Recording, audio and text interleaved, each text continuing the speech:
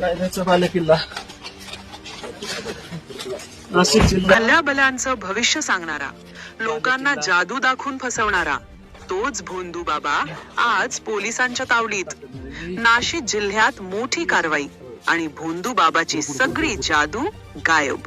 नाशिक जिल्ह्यात स्वतःला चमत्कारिक शक्ती असल्याचं सांगणारा भोंदू बाबा अशोक खरात याच्यावर पोलिसांनी मोठी कारवाई केली आहे.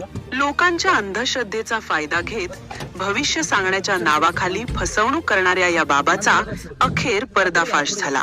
भोंदू बाबाची जादू संपली, आता कायद्याचा दंडा चालणार.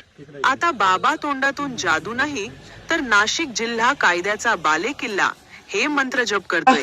अशा अपडेटसाठी चॅनलला सबस्क्राईब करा, लाईक करा आणि शेअर करायला विसरू नका. बालेकिल्ला